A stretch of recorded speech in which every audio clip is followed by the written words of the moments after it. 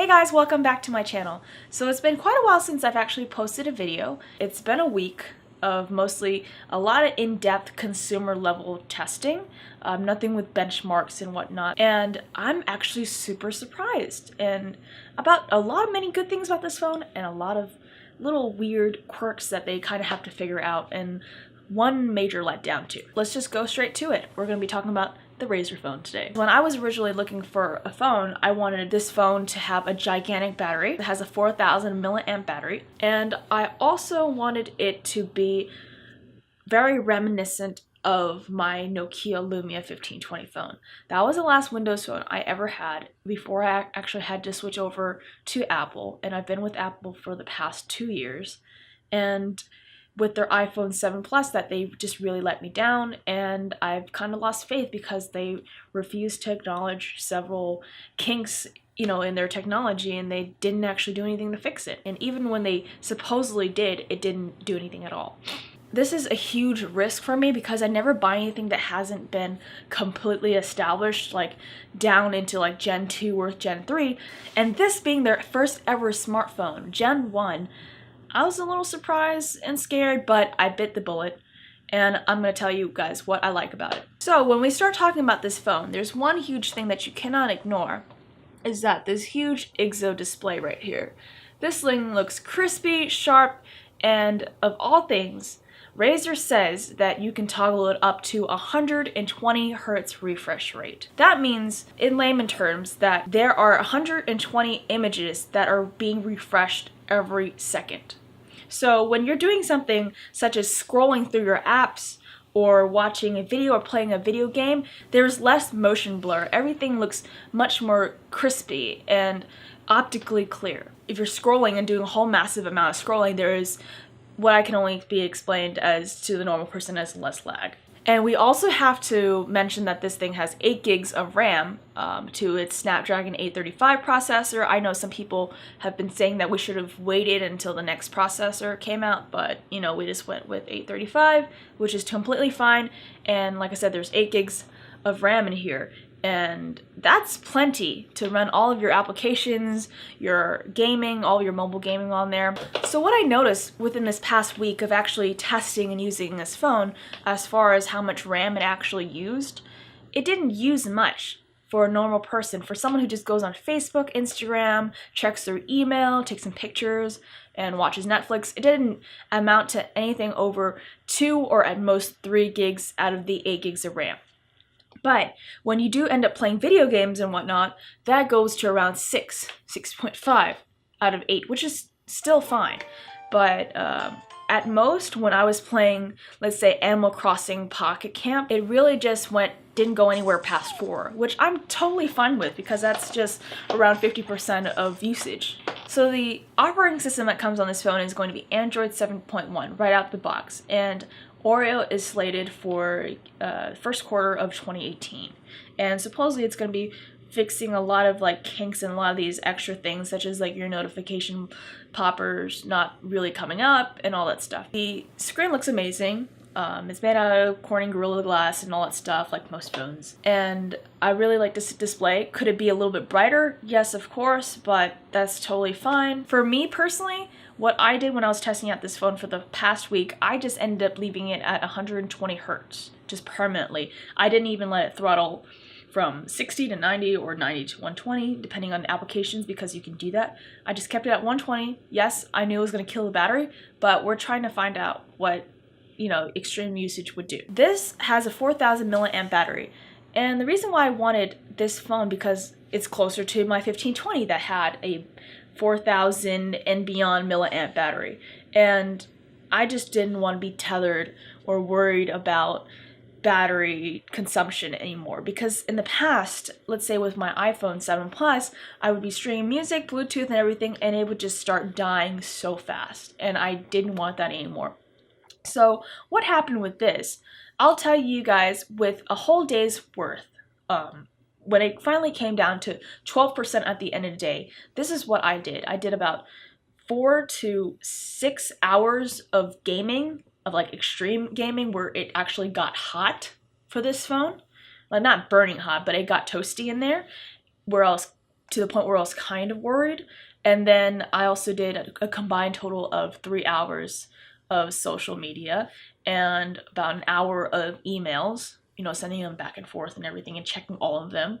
And I also went and took some videos, recorded videos, took some selfies for social media, and I also went and watched 2 episodes of The Real Housewives of Miami, which is no longer available. So anyways, other than that, I kept Apple Music streaming the entire time. Streaming, not playing from pre-existing downloaded stuff. Like absolutely streaming. And I kept my Bluetooth on. I'll tell you this, for the average user who does social media, not much extreme gaming or anything, or not much mobile gaming, I would say, and still watches like the occasional episode or 2 during their lunch break or when they ever get a chance to squeeze that in during commute time, and also likes to listen to music but doesn't listen to it maybe about as much as I did, which is like 7 hours on average, then I would say that this lasted about a day and a half. So other than that, the battery's great, display is great, you know, could be brighter like I said. And what else can we talk about but these speakers? So when they announced this phone, they said a lot of amazing things about the speakers. I've watched so many YouTube videos where people did unboxings, they tested out the speakers, and I think we've all come to the consensus that the Razer phone has the best speakers for any smartphone on the market ever made, ever.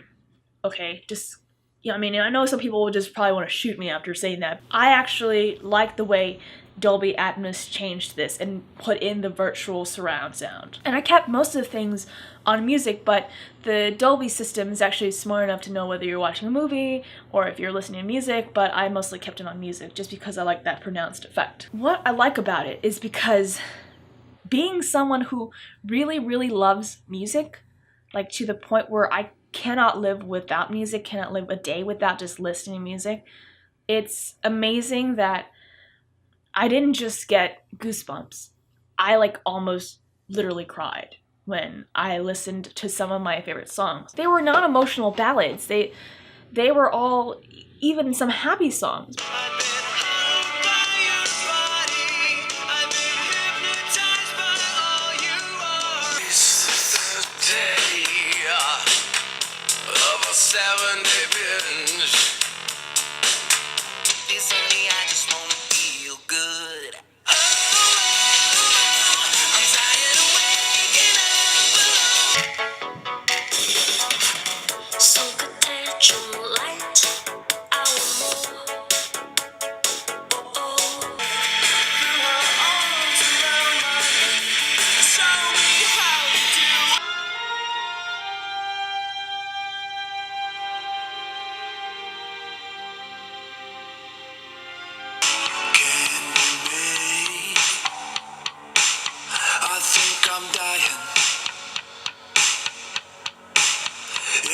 I'm frail and I'm tired and I constantly complain about the pain I'm in. I don't know if you guys ever done this, but you ever find like a really good movie that you like and you go ahead and watch it the first time, right? And you're just getting the story in.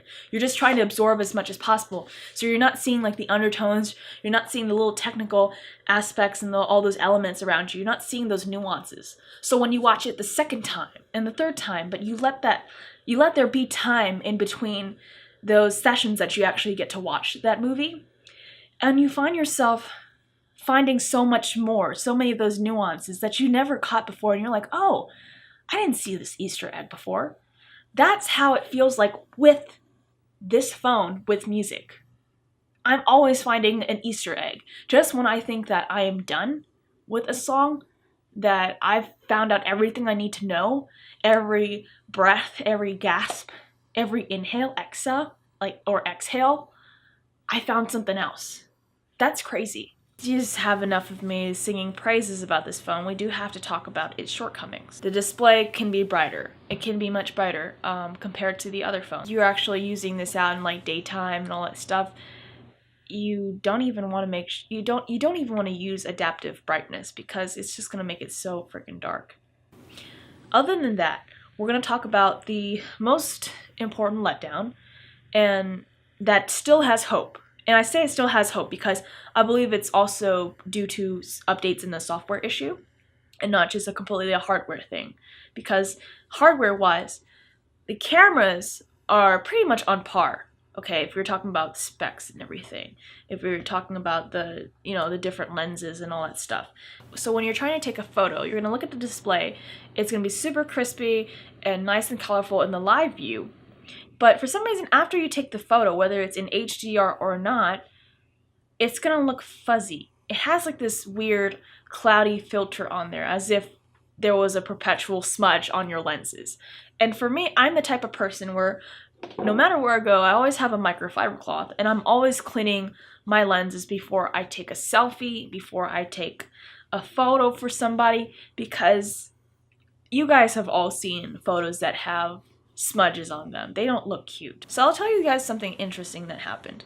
On the second day out of the 7 days I was testing out the Razer phone, Razer pushed out a new update for the Razer camera app. And it made things a little bit more snappier. It gave it much more options, and it actually sped up the HDR a little bit more. And I want to say that things look much more crispier and they look clearer, but it's 90% there. I'm just missing the 10%, okay?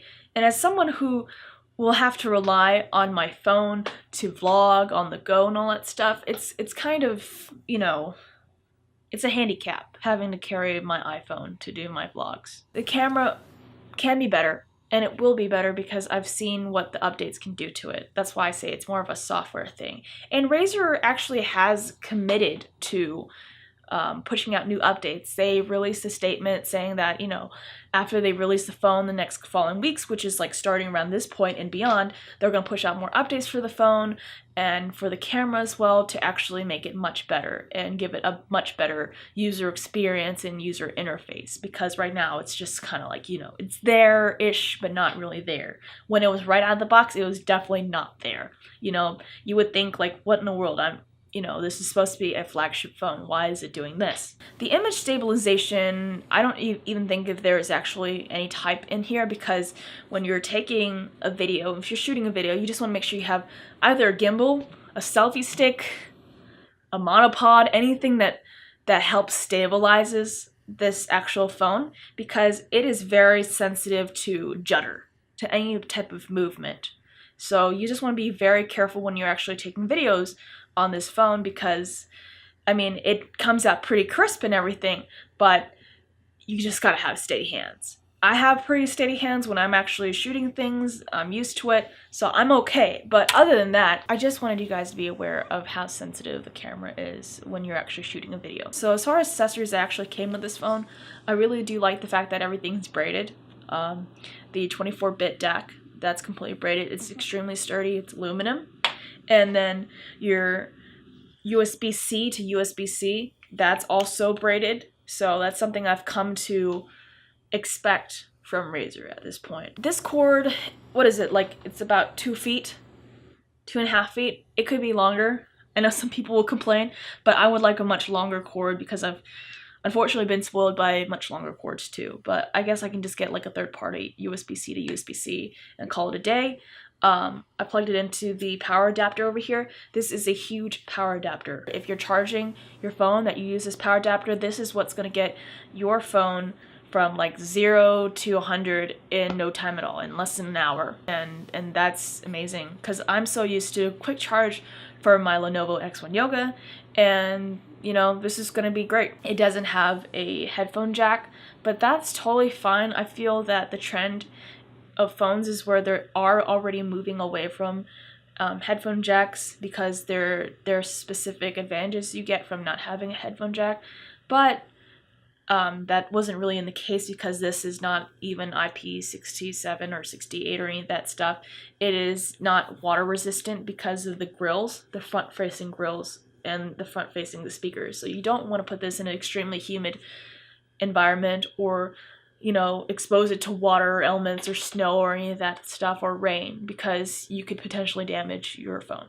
I mean, I have an iPhone 7 Plus. It doesn't have a headphone jack. I've been dealing with adapters, so this is nothing new to me. And the plus side is if there's a 24-bit DAC, you know, like adapter right here, going from, you know, USB-C to out to 3.5 millimeter audio jack, I'm totally fine with that. The Razer graphic on the back looks exactly like the one on this phone case, and it looks really nice. The phone is extremely thin, sleek, well balanced, because there are phones that are either very bottom heavy or top heavy on all that stuff, or they're just wobbling around and it just doesn't feel good in the hand. But that's what I like about it. The fingerprint sensor is extremely active and responsive, as you guys can see that. And for me, when I set it up, I went and put I try to figure out every single situation or possibility of what fingers I would use for my fingerprint sensor, because sometimes I'll hold it in my left hand and I just want to make sure that it opens when I'm doing that, or if I'm using both hands when I'm texting. So when you're setting up a fingerprint sensor, you just want to kind of get all those options. You never just want to do like one finger, because what if that doesn't work? There are a lot of other amazing things that this phone can do, that you will find a new love for mobile gaming, for, you know, even checking out your Facebook, because it's going to be a totally different experience. It's going to feel so buttery smooth.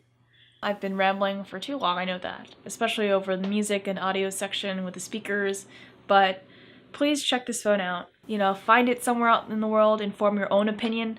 I know I'm super hyped about it, and I know I will continue to be super hyped about this phone as long as it doesn't, you know, fail me, or unless updates don't come through. But I just hope that you guys found this review really helpful, and even though it's a little bit longer than usual, but let me know if you guys have any questions, comments, suggestions.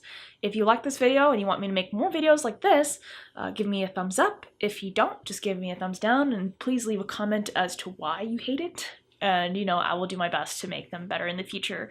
And if you guys haven't subscribed, please subscribe with the subscribe button right there. And, you know, that would make me so much happier. But yes, definitely thank you guys for watching. I'm really, really excited about this phone. I hope you guys found a lot of helpful things with this review, and I will see you guys next time.